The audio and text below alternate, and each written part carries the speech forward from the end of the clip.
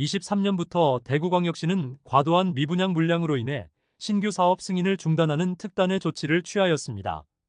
그로 인해 2023년 2월 약 1만 4천호의 미분양 물량 정점을 찍은 이후 2024년 8월 말 대구시에서 발표한 미분양 수치는 1만 70호로 다시 1만 호를 돌파한 미분양 수치를 보여주고 있습니다. 대구시의 특단의 조치로 시행된 신규 사업 승인을 중단한 것과는 별개로 이미 승인되었고 사업을 진행한 후분양 단지는 언제든지 분양을 할 수 있고 그 시기를 조율 중입니다. 부동산 상승기에는 더 높은 분양가를 받기 위하여 일반 분양을 미뤘고 하락기에 접어들자 사업성이 없어져 분양 시기를 늦추기 급급한 상황입니다. 지난 시간에는 24년 후분양을 실시하였거나 실시 예정인 단지를 소개해드릴 때 이어서 오늘은 2025년 준공 예정인 아파트 6곳의 공사 진척 상황과 청약 관련 내용을 자세히 살펴보는 시간을 갖겠습니다.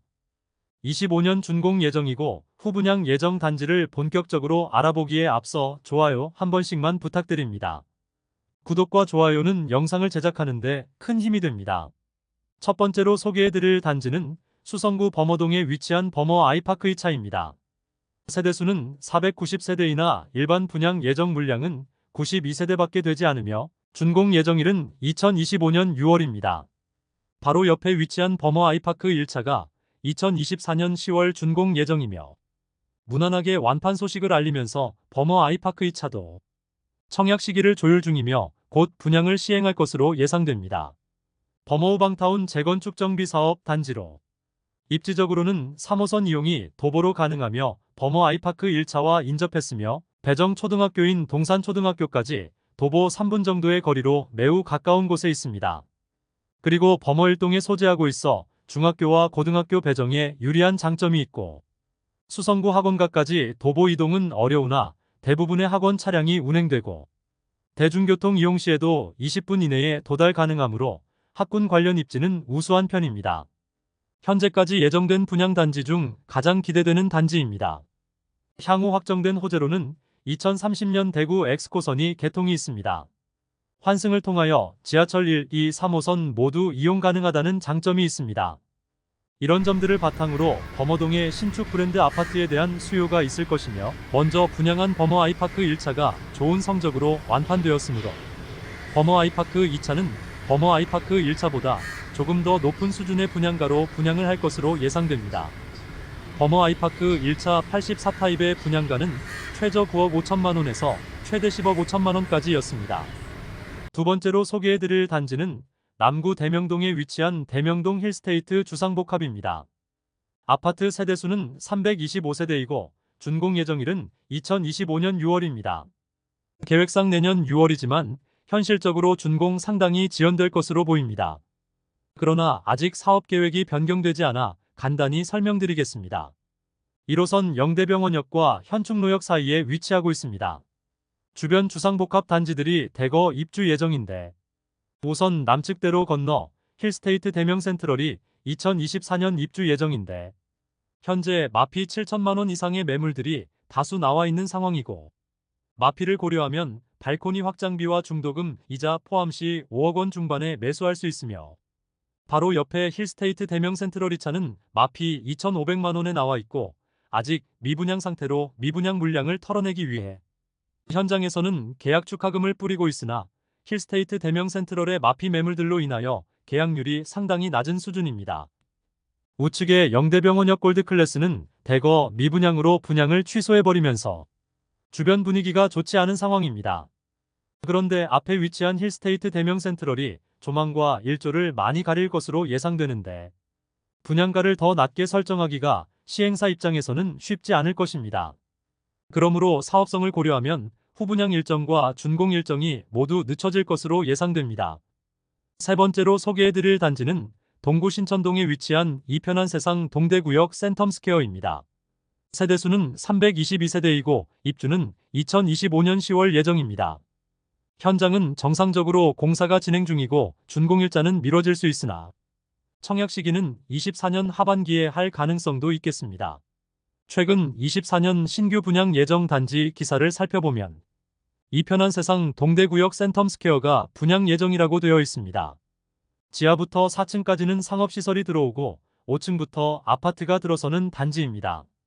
신세계백화점 근처에 위치하여 상당한 유동인구가 있는 곳입니다. 이러한 유동인구로 인하여 아파트 자체 상가가 118개나 구성되어 있어 상권 형성으로 거주의 편의성은 장점인 단지입니다. 동대구역까지 도보 이동 가능하여 대구 시내 이동뿐만 아니라 시외 이동도 편리하며 자체 상가뿐만 아니라 주변에 상업시설이 다수 위치하고 있어 생활하기에는 매우 편리해 보입니다. 다만 주변 교육 여건은 많이 떨어지고 학교도 도보 이용하기에는 어려운 위치에 있어 자녀가 있는 세대의 경우 거주하기에는 아쉬운 부분이 많은 것이 사실입니다.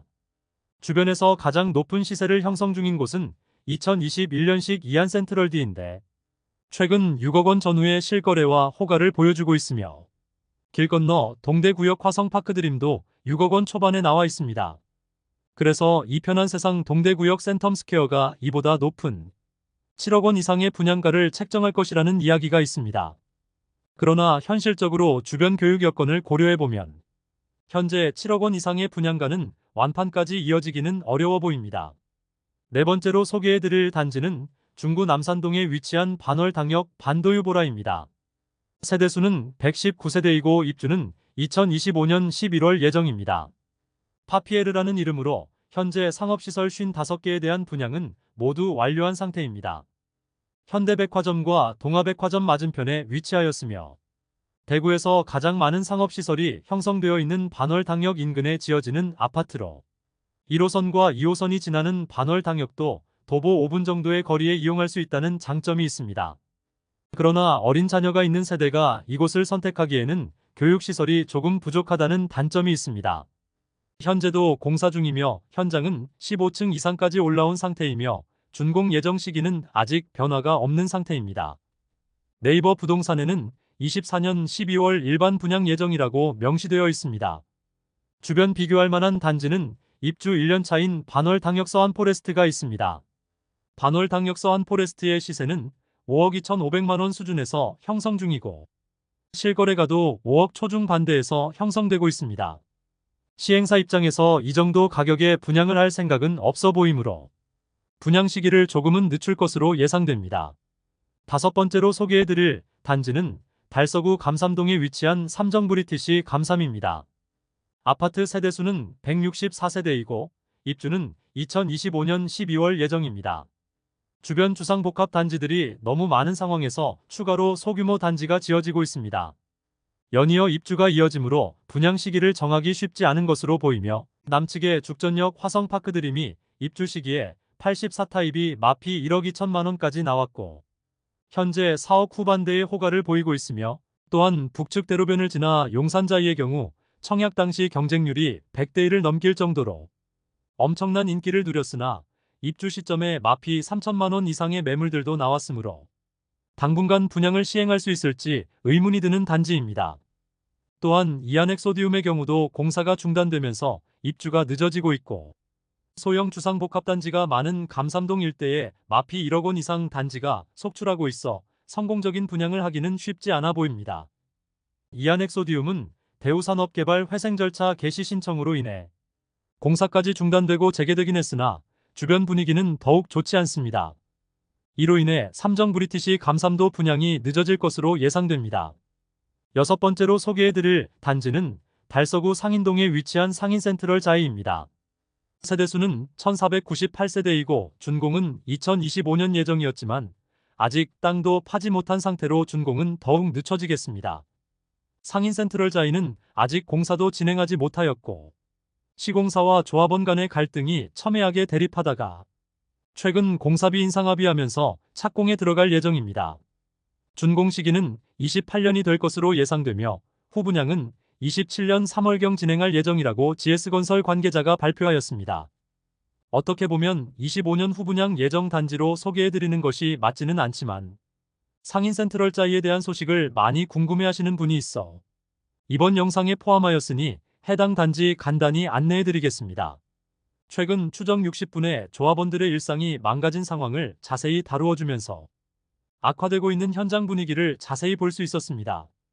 시공사로 참여한 GS건설이 조합원들에게 최초에는 추가 분담금 없이 아파트를 지어주겠다고 했으나 모든 아파트를 철거하고 거주지가 없는 조합원들은 월세집을 전전하고 있는 안타까운 현실을 볼 수 있었습니다. 그러나 현재는 공사비 증가와 악화되는 분위기로 인해 높은 분양가로는 일반 분양이 성공할 수 없는 상황에 놓이자 GS건설에서 조합원들에게 추가 분담금을 요구하고 있는 상황입니다. 비단 상인 센트럴자이만의 문제가 아니라 전국 재개발, 재건축 단지도 동일하고 심지어 서울까지도 추가 분담금 문제로 골치를 썩고 있었습니다. 재개발, 재건축 또한 성공만 있는 것은 아니니 추정 60분이 이에 대한 자세한 내용을 보고 싶으신 분은 추정 60분 1363회 혼돈의 재건축편을 보시기를 추천드립니다. 사실 상인 센트럴자이는 구축 단지들로 둘러싸여 있어 신축에 대한 수요가 많은 곳이고 입지적으로 상인역 주변은 과거부터 주거 선호지역이고 초, 중, 고등학교를 모두 도보로 이용할 수 있는 위치이고 많은 상업시설과 학원들이 밀집되어 있습니다. 총 1498세대 중 조합원이 1081세대인데 대형 평수는 조합원이 모두 가져갔고 84타입 이하 417세대를 일반 분양으로 진행할 예정입니다. 이상으로 2025년 준공 예정인 6개 아파트를 모두 살펴보았습니다.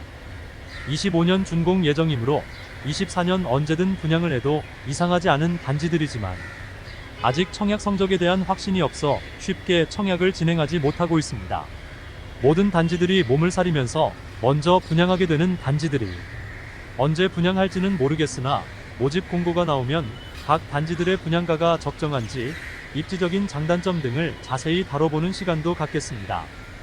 2025년 준공 예정인 단지 소개는 여기서 모두 마치고 다음 시간에는 2026년 준공 예정인 아파트들을 안내해드리는 시간을 갖겠습니다. 오늘 소개해드린 내용이 도움되셨다면 구독과 좋아요 부탁드립니다.